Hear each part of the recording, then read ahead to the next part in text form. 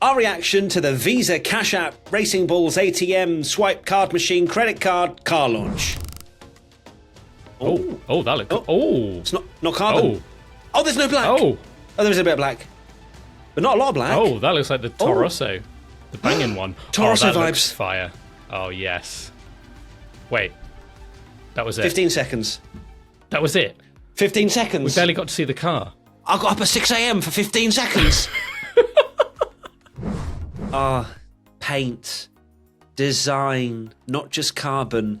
So it's actually a beautiful looking car. And I don't know whether...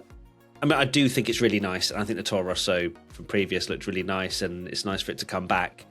I wonder if there's an element where we're so sick deep down of seeing carbon cars as well that literally anything with colour, we would have gone 10 out of 10.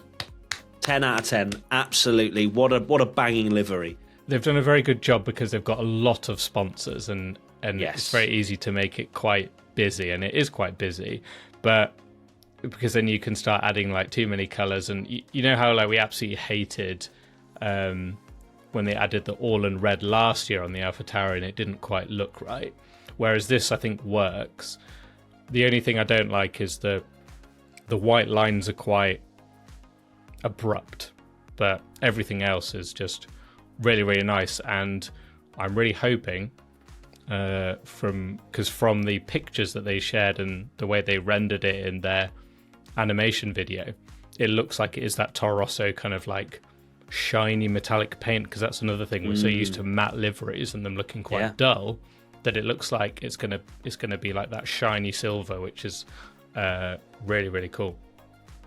Yeah, I mean the white that you mentioned, I think, for me it looks reasonably well blended in. I know what you mean in terms of it's quite abrupt with the white, but I actually maybe prefer that to the block red that I think we had before with the All-in sponsorship and stuff like that. So yeah, I think it works quite well. The front wings obviously white as well with the Hugo, and yeah, I'm a fan.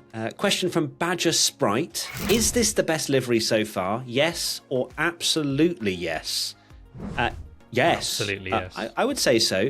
I think what they've done, and it makes sense, and I don't know why Alpine maybe didn't do the same, is paint it, especially if they're rebranding, right? This is what VCARB are doing.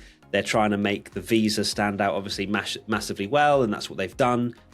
Just paint it for the livery. Let's roll it out in testing and see how slow we are.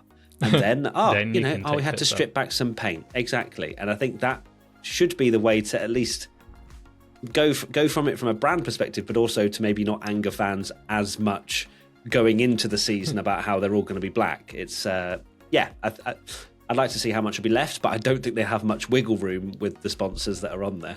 For me, do I like it the most? I think probably yes. I do really like the McLaren and Stake as well, but I think this is my favorite so far.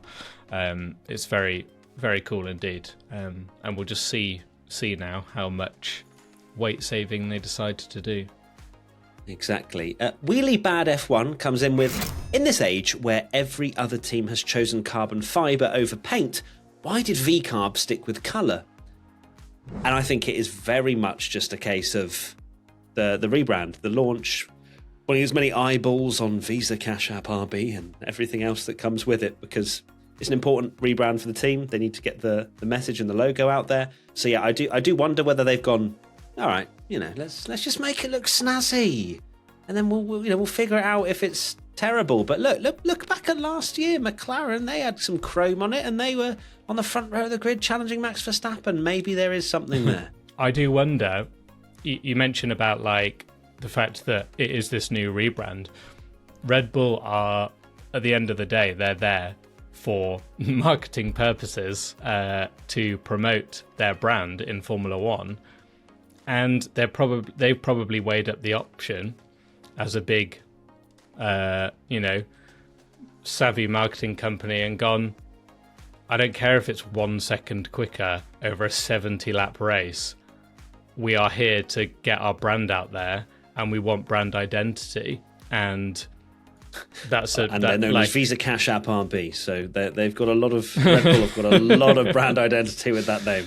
Yeah, At MJ95, why have so many celebrities in Las Vegas for the launch and not stream it?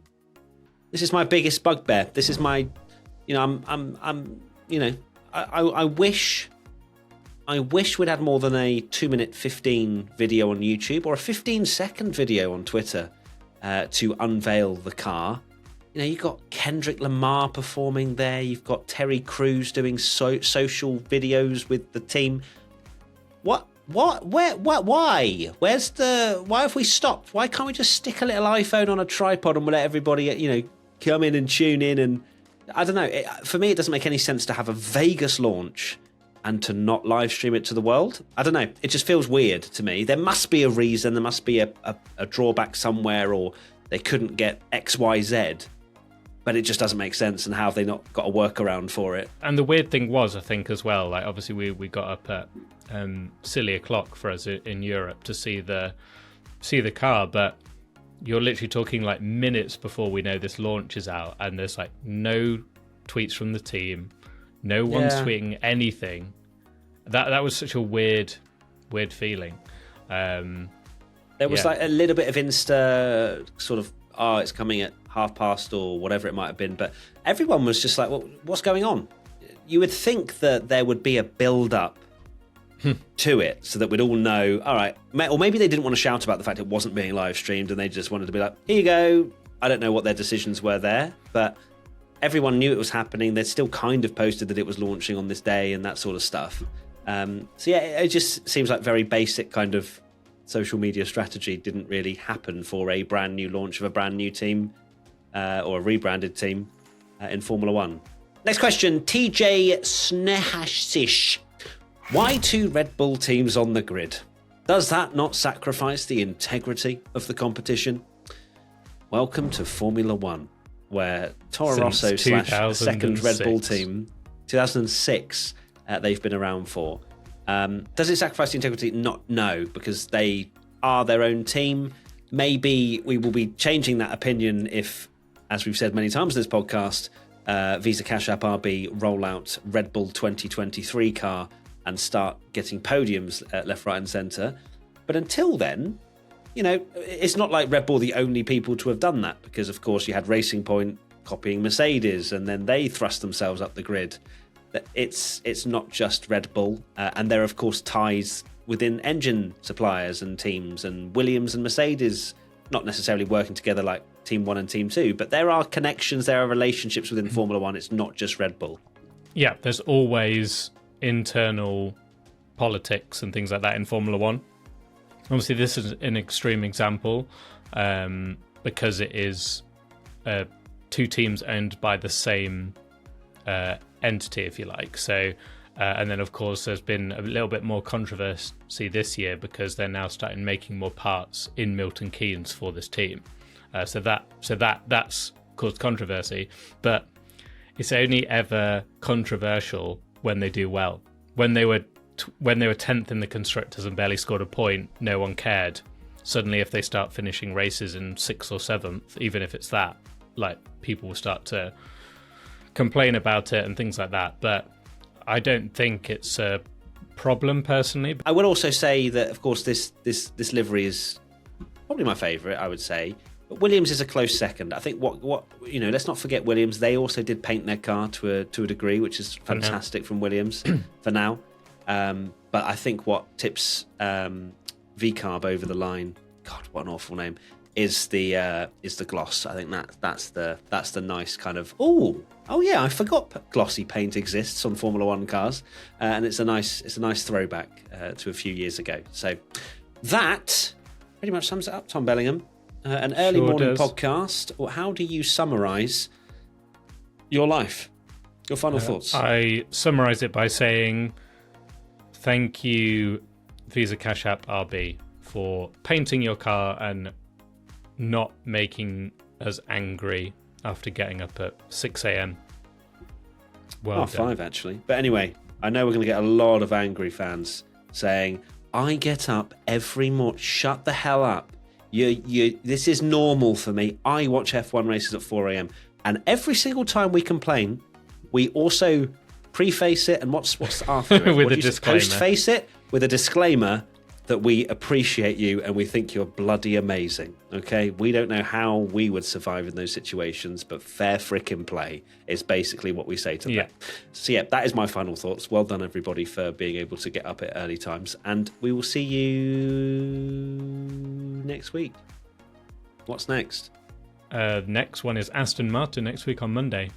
Oh, that will be a long one. Looking forward to that. I want another meme of Lawrence Stroll walking up onto the stage with, like, you know how loads of people are making videos of the different music of him walking up. I need that again. I need that in my life. So can't wait for that chat. All right, thank you everybody. Lots of love. To be fair, this podcast will be going out before we're live on Twitch later today. It is actually P1's birthday, which should have been our final thought realistically. 1 year today, P1 was born. Which is crazy to say out loud. That is mad, isn't it? But we are going to be doing a subathon on Twitch from 5 p.m. UK time today. So when you do listen to this, set your alarm. Come join us. Come celebrate P1's birthday party. Good vibes. I might try and find some birthday party attire. No, not attire. I'm not going to wear things. I meant like a... No. Oh, Tommy, stop it. That'll be after 9 o'clock. That's the watershed. So anyway, this is going so sideways, and we'll see you later for a Twitch birthday party if you want to come join. Matt P1 Tommy. Bye. Bye. Happy birthday, P1.